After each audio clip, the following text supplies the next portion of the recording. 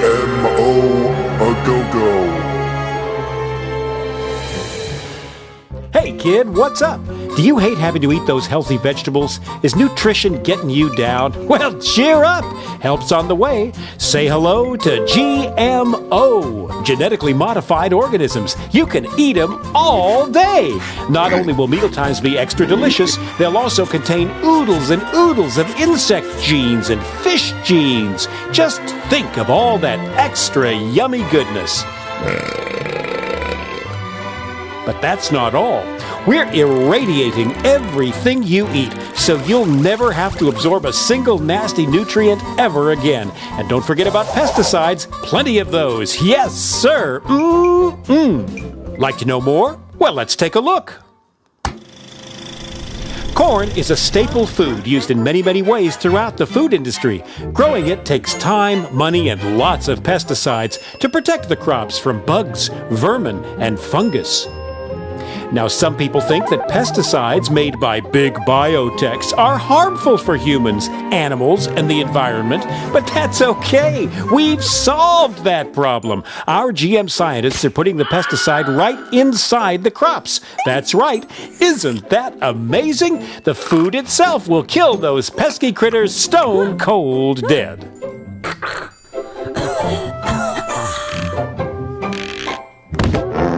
Now, some people are worried about the bees dying off. Busy bees pollinate billions of dollars worth of crops, vegetables, fruit, flowers, you name it. But some insects are just plain greedy. They'll eat everything in sight if you don't watch out. GMO to the rescue! Thanks to genetic engineering, the plant produces a toxin from the newly inserted bacterium gene. The toxin kills insects, but not humans. The Bacillus thuringiensis toxin destroys the insects' stomachs. Ouch. We have absolutely no testing results to prove that these are safe, but they are. Trust us. We care.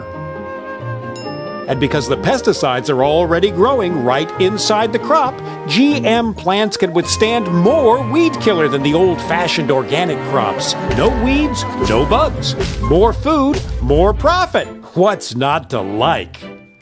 But that GMO goodness isn't just about corn. There's rice, soybeans, cotton, alfalfa, soybeans, papaya, soybeans, oilseed rape.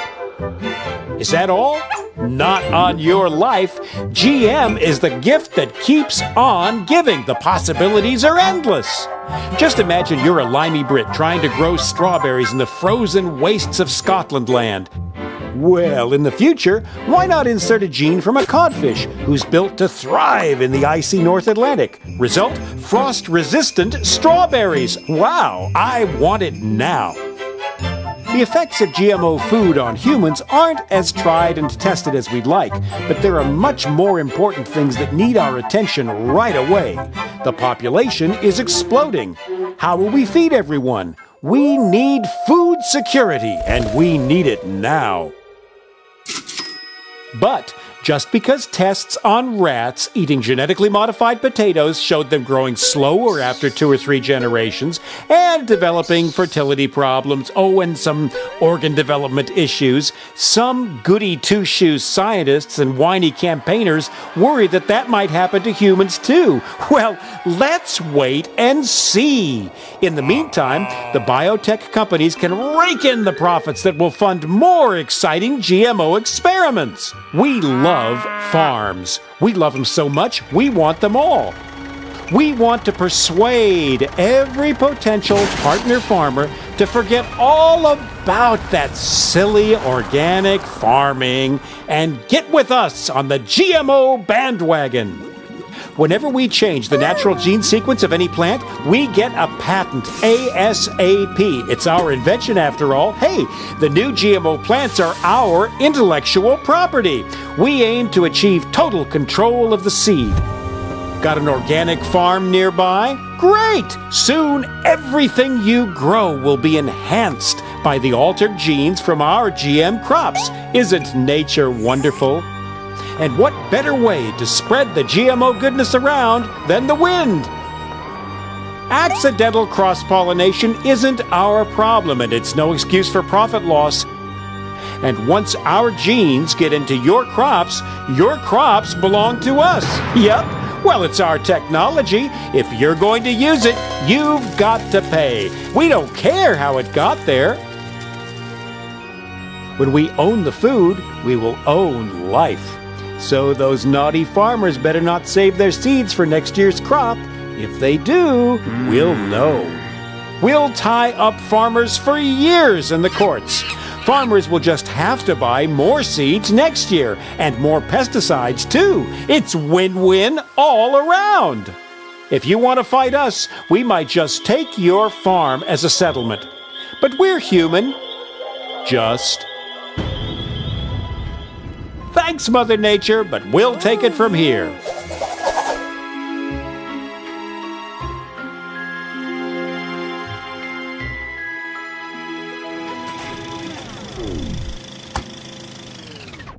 But we're doing all this for you, Johnny. Don't forget that. And if it's all too much for you to take in, don't worry.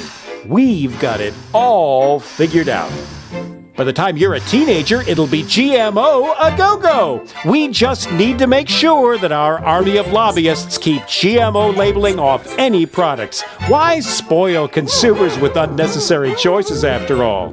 And if old Farmer Joe decides to fight us, we have a ready-made network waiting to take care of him. Can you say revolving door? Yep.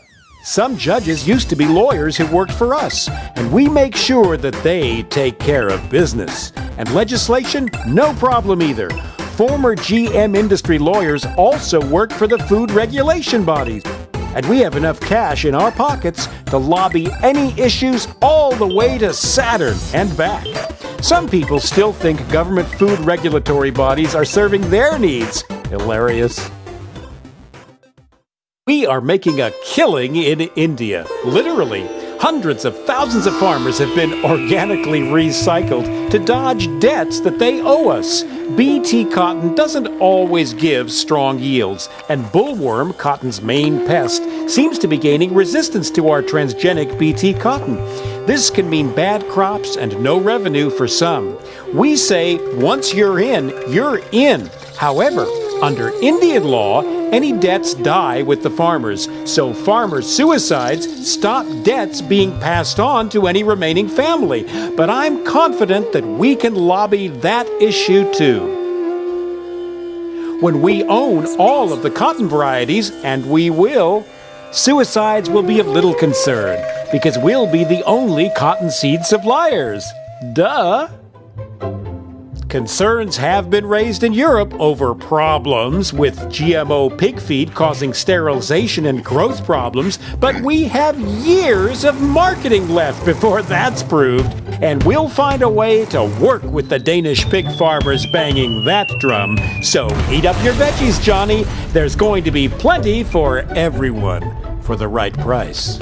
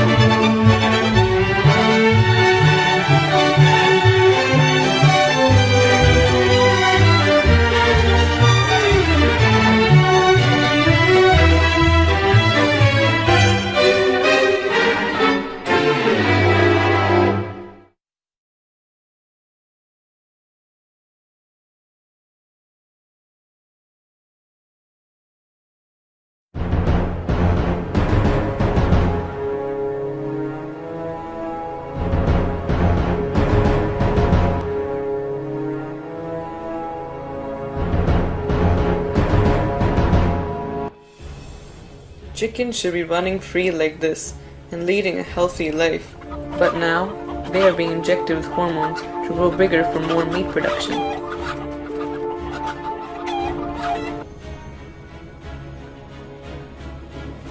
With their abnormal growth, they are kept together in a small area, not being able to move around properly.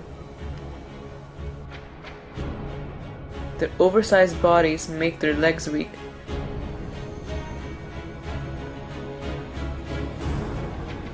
Some end up dying from the pain. Not only chickens go through this, cows do as well, just to provide more meat for us. This means more money, more meat to provide fast food restaurants, and the command for more chicken and beef. However, this is not a huge concern in Canada yet. It is a key problem in America. But since Canada is a neighboring country, it won't be long before we are in the same condition as America. Despite the disagreement from scientists, farmers, and consumers, the US currently allows dairy cows to be injected with RBGH, which is a growth hormone, so they can produce more milk.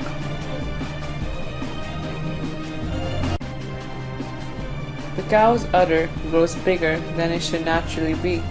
This can cause the cow to have mastitis, or painful infections that can cause inflammation, pus, and blood into the milk.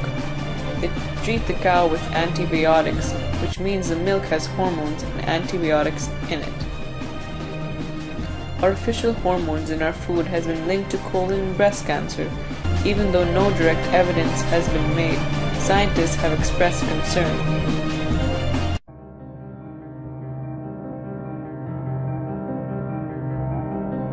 Choose hormone-free meat. Buy your products from a small family farm.